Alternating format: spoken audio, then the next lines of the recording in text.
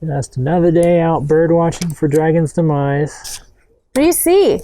Nothing yet. Oh, wait. Hang on. I think I see a red-winged blackbird. Yeah? I'm seeing, okay, so I'm definitely seeing some red. Okay, yep, that's right. There's a little bit of yellow on there. Yeah? Uh-huh. Oh, I'm gonna see. It's hard to, okay, here. Here. Greg, that's Superman. Oh. That's boring. I wanted to see some birds. Well, we could just go play Wingspan. Yeah, let's do that. It's cold out here. Yeah, let's go.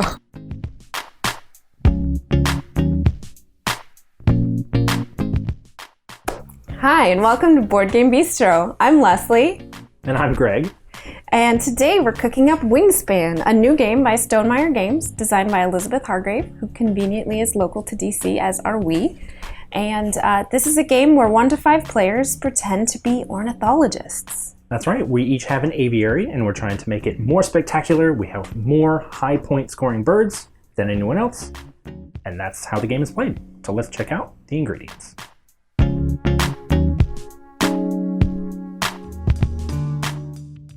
Wingspan is primarily a card-based game, so as you might expect, the cards are some of the most important ingredients. Chief among them, the bird cards. You can see here we have 3 face-up bird cards where there's a gorgeously rendered illustration, as well as certain aspects like what type of nest they have, how many eggs they can support, and, very importantly, how many points they're worth. Every bird card is unique in this game, so there you can see this is a huge deck. Every single one of those, unique. The other type of card is a bonus card. At the end of the game, you'll earn bonus points based on how you meet the conditions on those cards. There's a couple of different types of those, and we'll go over them when we get to endgame scoring. In addition to endgame scoring bonuses, there's also end-of-round scoring bonuses. Each of these tiles is pulled randomly and placed at the beginning of the game, and then whoever has the most of these items at the end of each round will score a bonus. In addition, this is double-sided, so on the other side you get points by meeting a threshold as opposed to having the most. That's right. Next up is the food. Food, very important for keeping birds alive. You can see here there's dice which determine what types of food are available. There's 5 different types of food, and they're randomly determined by rolling these dice in this really amazing dice tower that looks like a birdhouse. The theming in this game is really just spectacular. Once you take food from the dice, you also take a corresponding one from the supply, which enables you to feed your birds. Finally, there's egg tokens, which are used when you lay eggs on your birds so that you can then hatch more birds. They're not candy. They look like candy. That's okay. Everything looks like candy. Every player gets a player board that looks like a book, and it shows you each of the 4 actions that you can take throughout the game.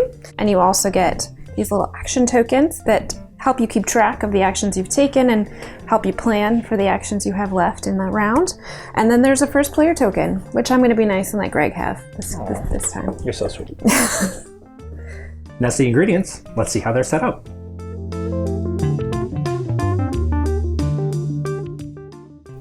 And now it's time to prepare our game. So through the magic of TV, we have done a lot of the preparation in advance. We've laid out our 3 bird cards that can be drawn throughout the game here on our handy dandy little plastic tray with a little bird on it. This game is really beautiful. It's very fancy. And then we've set our extra bird cards off to the side so we can draw them throughout the game. We've also dealt randomly 4 face-up end-of-round scoring tiles and put them onto the end-of-round scoring track right here. So as we mentioned in the ingredients section, these will give you additional points if you come in 1st, 2nd, or 3rd place if you're using the green side of the board. The end-of-round scoring tiles tend to be things related to stuff that you can do. So these are eggs in basket nests, as you can see here, birds in your grassland habitat, things of that nature. Next up, we've randomly rolled our dice in our birdhouse, and that dictates what kind of food is available. We've also set out our extra food tokens and our egg tokens for drawing throughout the game. And that's it for communal setup. For individual player setup, each player receives 5 bird cards, 2 bonus cards, and 5 food, 1 of each type. So then you have to choose if you're going to keep your birds or your food. So you get 5 of each. You get to keep a total of 5 things. They can be all 5 birds, all 5 food tokens, if you didn't like any of the birds you happen to draw on your first turn. I have decided to keep 2 birds, which means I have to give up 2 food, leaving me with 3 food and 2 bird cards. And I've decided to keep 3 bird cards, which means I give up 3 food. You do get to choose which type of food you're discarding, so it's generally to your best interest to keep food that your birds will, want to eat.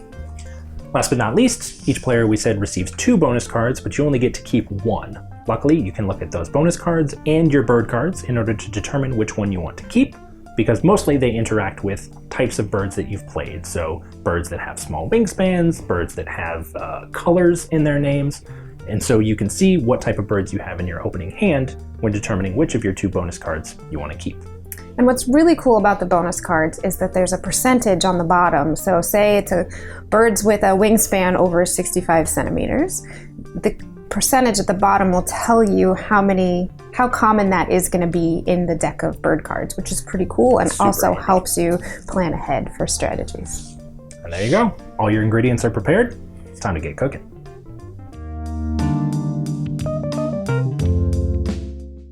All right, so since Lesley graciously gave me the first player token, You're very welcome.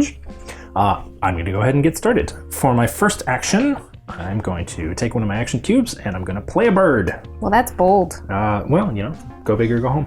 Well, go small. This is a very small bird, 20 centimeters. I'm going to play the Carolina Wren. So let's go through what we have on this card. So in the top left-hand corner, I know my directions, we have the habitat. This is only a forest bird. Right below that, we have the food cost. This can be paid with either invertebrates or fruit. Next, we have the point value. This bird is worth 1 point. The type of nest. There's 4 different types of nests. Some of them will interact with endgame scoring conditions or with bird abilities. What's important right now is that this particular bird has a cavity nest. Below that, we have the number of eggs that it can have placed on it. In this case, 5. This little bird lays a lot of eggs. And then we have its ability. So in this case, this is a when played ability, which means when I play this bird, which is right now, I get to draw 2 cards, because that's what this ability says. I can take those face up, but I am not super interested in those birds, so instead I will take them both, 1, 2, from the face down draw stack. And that's my first action. Awesome. That's a lot. I'm going to have a much more simple first turn. I am going to play my token here, and I am going to take 1 food from the bird feeder, if you wouldn't mind pulling out the wheat token. Wheat, all right. And I will take a token from here, and then as the food is eaten up, it gets pulled out of the bird feeder. And that's my turn. All right. For my second turn, I'm going to lay some eggs. We're going to start taking advantage of this Carolina Wren right here. So I lay eggs. I get to lay 2 eggs because that's what I have revealed on my board. Color actually doesn't matter. These are strictly cosmetic. So I'm going to take 2 eggs, put them on my Carolina Wren, and that's my turn. Great. I think it's my turn to play a bird. Ooh. So What you gonna play? I'm going to put my token down first, keep track of my actions, and I'm going to play the Loggerhead Shrike down here. Now this card actually has the ability to place it either in the wetlands or the grasslands, but I'm going to play it in the wetlands, and it costs both. You said invertebrate, I call them worms. It costs both a worm and a rodent, so I'm going to pay that back to the supply, and that is my whole turn. Now, do you have a win plate ability? I do not have a win plate ability. I have a win between turns ability, which will be relevant maybe in the future. So you get to do stuff not on your turn? Seems really good. It does, right? That's why I like this card. This is shady. I don't know if I It says between turns. All right. Next up for me, I'm going to play another bird, actually. I'm going to keep on with this go big strategy. I'm going to play the Eastern Phoebe. This is even more versatile than the Shrike. This can be played in any of the 3 habitats, wetlands, grassland, or forests. I am, however, going to play it into the forest. So this has a food cost of, again, 1 invertebrate or 1 fruit. So I'm going to play that with an invertebrate, and since I'm playing this into my second column, I do actually have to pay an egg for this bird now. So I'm going to remove 1 egg from my Carolina Wren in order to put my Eastern Phoebe into play. This bird doesn't have a win played ability, it has a win activated ability, which is going to trigger anytime I use the forest get food action in the future. Super. I think that my next action is going to be to draw cards, Makes which sense. is this round. So now I've covered up this ability, so I start here. So I can draw a card, and then if I had any eggs, I could pay an egg to draw another card, but I don't have any eggs right now. So I'm gonna look here at the cards that are out, but I think I'm just gonna take one from the top. No love for the face-up birds. Well, I got a pretty cool card, so I'm okay with that. She's feeling good about it. Yeah, I've actually seen that bird in real life. There you go. All right, for my next trick, I'm gonna get food. I'm gonna take advantage of this forest buildup that I've got here. So I place in the leftmost revealed space. I'm gonna take 2. Let's take, looking at what I need. Let's take a fish, and we'll take a rodent, I think. Excellent. Uh-oh. So when Greg here takes a rodent, it triggers my between two turns ability, or once between turns ability. When another player takes the gain food action, if they gain any number of rodents, I also gain a rodent from the supply. Oh no. And then I can cash it on this card, which is going to give me extra points at the end of the game. I'm just trying to get food and I give you points. This is... Yeah. Ugh, all right. So now I need to look out for that in the future. Yeah, and it's great to get this at the beginning of the game too, because it can build up throughout the game. Right, now you're going to be punishing me every single time I take a rodent. Yes, So. that's exactly how that works. So now that I've performed the action for getting food, going to the forest, I move my cube from left to right, activating all birds that I cross. So the Eastern Phoebe, when activated, all players gain 1 invertebrate from the supply, 1 worm. And that includes you. So, see, I'm benefiting you. I'm being nice. You are. You're just over here. Points, points, points. Points, points, points. Ugh. Yep. Well, the idea is to win the game, correct? Well, yeah, okay. I hear that you win games by getting the most points. No, we're playing golf rules. I don't know if anybody tells you this. But so I continue moving to the left. Carolina Wren does not have any activated abilities, so my cube comes to a rest in the leftmost column. And I'm done. I'm going to put my cube from the previous turn over here where it belongs. And then I'm going to take, my next action is going to be to gain food, because I need to get out some more birds here. I think I'm going to take this little invertebrate, as you call it. Well, because it could be like caterpillars or other things that aren't worms. That's true. Hunter was calling them slugs. I mean, slugs is good too. Yeah, see, also an invertebrate. Yeah, there we go. Fancy. All purpose, very catch-all. Fancy. So what's your next turn? My next turn, I actually do still need more types of food, so I'm going to go ahead and go back and get more food, but I don't need a fruit, which is the only type of food remaining in the tray. So when there's only 1 type of food remaining in the tray on all the dice shown, that could be 3 dice that have the same face, it could be 1 die left that has the 1 face. I'm going to take these and re-roll them. You can do this right before you take food for any reason, whether that's an activated ability, whether that's activating the forest. If there's only 1 type of food left in the tray, you can re-roll the dice first. So, there we go. Unfortunately, still mostly fruit, but I do see a grain in there on the split face, so I'm gonna take that grain. And I'm not gonna take a rodent. I'm gonna take an invertebrate. There we go. Once again, the Eastern Phoebe activates. No limit on how many times per round that can happen. It's as many times as I use the forest, so invertebrate for each of us. Awesome. And then I'm done. Great. There you go. That's basically how a round is going to play out. You're just going to keep going, taking turns, laying eggs, getting food, all that sort of thing, until everybody's out of cubes. And then we'll see who has the most eggs in baskets. Correct, for this turn. Basket style nests for this turn. And then we will place one of our activation cubes here, depending on who gets that. You're assuming that you would win? I did assume that I was going to win that, even though I have no eggs. And I do have... You do have a basket. Well, that's better than I've got, so you would probably win. Yeah. Right. So then you place those out, and that will remove your 1 action for the next round, and you get 1 less activation cube for each round, for each of the 4 rounds. Right. In addition to that, you are going to take all of those face-up bird cards and discard them. So if nobody wanted to buy the Clark's Grebe, the bronzed cowbird, or the downy woodpecker, they go goodbye. Sorry about you. 3 new face-up bird cards will come out at the beginning of the next round. And that's how you cook Wingspan.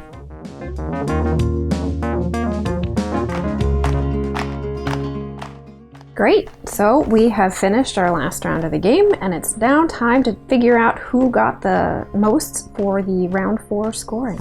That's right, so we take a look at the tile, we see that it is birds with ground type nests that have eggs on them. So I have 1 of those, and 1 with a wild nest, so 2 for me. I have 1 wild nest with 1 egg, so. Okay, so I win that particular scoring condition. I'll put my cube on second. And that's it. So let's taste these birds. All right, time to see who won. All right, first up, points from bird cards. So, I have a lot of really expensive birds.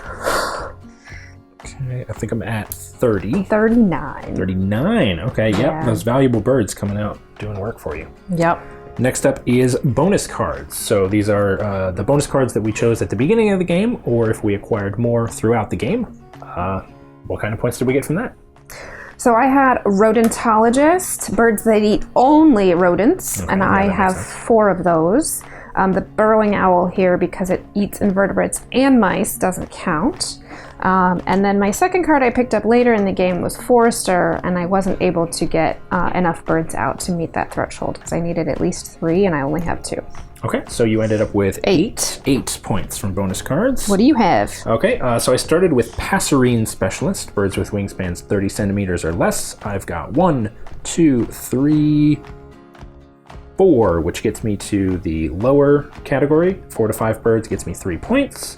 So that's 3 from that. And then I have photographer, birds with colors in their names. Well, so that's I've got fun. a cerulean warbler, a yellow-bellied sapsucker, and a red-winged blackbird. So 3 points from that as well gives me 6 total points from bonus cards. I feel like we're learning about birds while playing this game. Very educational.